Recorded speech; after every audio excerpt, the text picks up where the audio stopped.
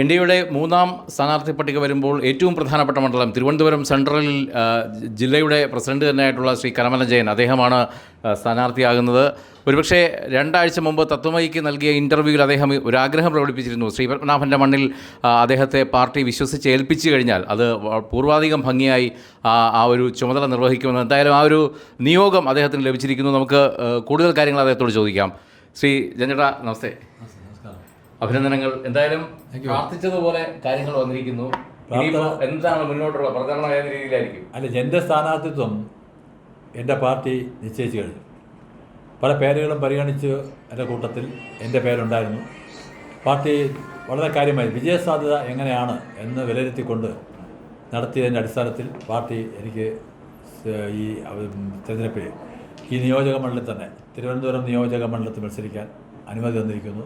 ഇപ്പോൾ ഔദ്യോഗികമായി പ്രഖ്യാപിച്ചിരിക്കുന്നു. ഈ തിരുവനന്തപുരം സെൻട്രലിൽ കരമനയിൽ നിന്നുള്ള 2 പേരാണ് മുഖാമുഖം വരുന്നത്. ഒരു കരമന യുദ്ധം പ്രതീക്ഷിക്കാം. കരമന എൻ്റെ സുധീറിനെ സംബന്ധിച്ചിടത്തോളം വളരെ കുട്ടിക്കാലത്ത് ഞങ്ങൾ കാണുന്നതാണ്. അദ്ദേഹത്തിൻ്റെ വീടുമായിരിക്കും നല്ല ബന്ധമാണ്. അദ്ദേഹത്തിൻ്റെ സുഹൃത്തുക്കളും എല്ലാം നല്ല ബന്ധമാണ്. അദ്ദേഹത്തിൻ്റെ അടുത്ത സ്വന്തക്കാരുടെ എനിക്ക് ഏറ്റവും അടുത്ത ആൾക്കാരാണ് എൻ്റെയും കൂടെ. അപ്പം സ്വാഭാവികമായിട്ടും രാഷ്ട്രീയത്തിൽ ആ സൗഹൃദവും സ്നേഹവും എല്ലാം നിലനിർത്തിക്കൊണ്ട് തന്നെ ഞങ്ങൾ തമ്മിലൊരു വലിയൊരു മത്സരം ഉണ്ടാവും. അതാണ് സത്യം. ഈ പ്രചരണത്തിന് വളരെ ചുരുക്കിയ ദിവസങ്ങൾ മാത്രമേ മുന്നിലുള്ളൂ. അപ്പോൾ എങ്ങനെയാണ് മുന്നോട്ട് പോകുന്നത് പ്രചരണം? ആയിരക്കണക്കിന് വരുന്ന പാർട്ടി പ്രവർത്തകർ, ആത്മാർത്ഥതയുള്ള പ്രവർത്തകർ, എണ്ണയിട്ട യന്ത്രം പോലെ പ്രവർത്തിക്കാനുള്ള സംഘടനാ സംവിധാനം ഇന്ന് BJPക്കുണ്ട്. അതുകൊണ്ട് ചുരുക്കം ദിവസങ്ങളായാലും അത് വിജയത്തിലെത്താൻ ഞങ്ങൾക്ക് വലിയ ദിവസങ്ങൾ വേണ്ടി വരില്ല. വിജയത്തിലെത്തും, അത് നിമിഷം വേണം. അന്നത്തെ ഇന്റർവ്യൂവിൽ അങ്ങ് ഒരു കാര്യം കൂടെ പറഞ്ഞിരുന്നു. ഒരു 4 വണ്ടികൾ, 4 MLA ബോർഡുള്ള കാറുകൾ ഈ ജില്ലാ ഓഫീസിന്റെ മുന്നിൽ വന്ന് നിൽക്കുന്ന ഒരു കാര്യം പറഞ്ഞിരുന്നു. എങ്ങനെ കാണുന്നു ഇപ്പോൾ? അത് വീണ്ടും ആവർത്തിക്കുകയാണ്. Mayor, deputy mayor, 7 standing committee ചെയർമാൻമാരുടെ കാറുകൾ ഇവിടെ ഉണ്ടല്ലോ. അത് സാധ്യമായില്ലേ? മേയർ, ഡെപ്യൂട്ടി മേയർ BJP യോഗത്തിൽ വരുന്ന BJP പ്രവർത്തകരായി വന്നു എന്ന് പറയുമ്പോൾ അത് വലിയൊരു സ്വപ്നമാണ്. അത് സാധ്യമാക്കി ഇവിടുത്തെ ജനങ്ങൾ. തീർച്ചയായിട്ടും 4 MLA ബോർഡ് വെച്ചുള്ള വാഹനം വരും. ഞങ്ങളുടെ സ്വപ്നം ജനങ്ങൾ സാക്ഷാത്കരിച്ച് തരും എന്ന് ഉറപ്പുണ്ട്. അത് ഏത് സംശയമുണ്ട്. എന്തായാലും തിരുവനന്തപുരം സെൻട്രൽ തൂക്കും. തീർച്ചയായും തൂക്കും. കാരണം ഞാൻ ജനിച്ച് വളർന്ന മണ്ണാണ്, ഞാൻ പഠിച്ച നാടാണ്. ഞാൻ ഇപ്പോൾ കരമന സ്കൂള് മണ്ഡലത്തിലാണ്. പക്ഷേ ഞാൻ 1ാം ക്ലാസ് തൊട്ട് 4ാം ക്ലാസ് വരെ പഠിച്ചത് കിള്ളിപ്പാലം സ്കൂളിലാണ്. അപ്പോൾ ഞാൻ വളരെ കുട്ടിക്കാലത്ത് പിച്ച വെച്ച് നടക്കുന്ന സമയത്ത് ഞാൻ നേഴ്സറി പഠിച്ചത് വലിയശാല, അവിടെ ഇപ്പം സമാജ ഹാളുണ്ട്, അവിടെ അന്ന് പണ്ട് നേഴ്സറി ഉണ്ടായിരുന്നു. അവിടെ തൊട്ട് തുടങ്ങിയാണ്. അപ്പോൾ എന്നെ സംബന്ധിച്ചിടത്തോളം ഈ മണ്ണ് ഞാൻ കളിച്ച് വളർന്ന എൻ്റെ തട്ടകമാണ്. എനിക്ക് അറിവില്ലാത്ത ആരുമില്ല, എന്നെ അറിവില്ലാത്തത് ആരുമില്ല.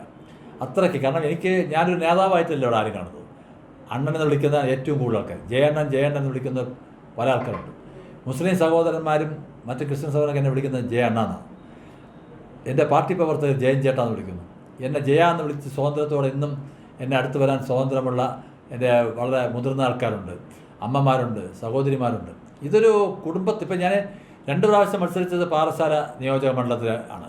പക്ഷേ ഇന്ന് ഞാൻ എൻ്റെ കുടുംബത്തിന് ആണ് നിൽക്കുന്നത്. എൻ്റെ കുടുംബത്തോടൊപ്പമാണ് നിൽക്കുന്നത്. അപ്പോൾ കൂടുതൽ ആത്മവിശ്വാസം എനിക്കുണ്ട്. ജയിച്ച് വരിക തന്നെ ചെയ്യും. ശ്രീ പത്മനാഭസ്വാമിയുടെ മണ്ണാണ്. ഞാൻ എപ്പോഴും പറയാറുണ്ട്, ശ്രീ പത്മനാഭസ്വാമി ക്ഷേത്രം സ്ഥിതി ചെയ്യുന്ന ഈ മണ്ണിൽ നിന്ന് ഒരു MLA ആവണമെന്ന് എൻ്റെ ആഗ്രഹം ഇന്നും ഇന്നലെയും തുടങ്ങിയതല്ല, എത്രയോ വർഷങ്ങൾ തുടങ്ങിയാണ്. 2011 മുതൽ ഞാൻ അന്ന് ജില്ലാ പ്രസിഡൻ്റായ സമയത്ത് ആഗ്രഹിച്ചതാണ്. പക്ഷേ ഇന്ന് ഭഗവാന്റെ അനുഗ്രഹത്തോടു കൂടിയും പ്രവർത്തകരുടെയും ജനങ്ങളുടെയൊക്കെ പിന്തുണയോടുകൂടി ഞാൻ സ്ഥാനാർത്ഥിയായിരിക്കുന്നു. അപ്പോൾ തീർച്ചയായിട്ടും അത് MLA ആയി തന്നെ വരും എന്നുള്ള കാര്യത്തിൽ എനിക്ക് നല്ല ഉറപ്പുണ്ട്. നമസ്കാരം. HIV അണുബാധ സന്തോഷപൂർണമായ ഒരു ജീവിതത്തിന് തടസ്സമല്ല. HIV അണുബാധയ്ക്ക് ഫലപ്രദമായ ചികിത്സ ഇന്ന് ലഭ്യമാണ്. ഇതിന് യഥാസമയം അണുബാധ കണ്ടെത്തുന്നതും കാലേക്കൂട്ടി ചികിത്സ നടത്തേണ്ടതും അത്യാവശ്യമാണ്. സൗജന്യമായ ചികിത്സയും മാർഗനിർദ്ദേശങ്ങളും സർക്കാർ ആശുപത്രികളിലെ ART അഥവാ ഉഷസ് കേന്ദ്രങ്ങളിൽ ലഭ്യമാണ്. ആരോഗ്യ സംരക്ഷണം ഓരോരുത്തരുടെയും ഉത്തരവാദിത്തമാണ്.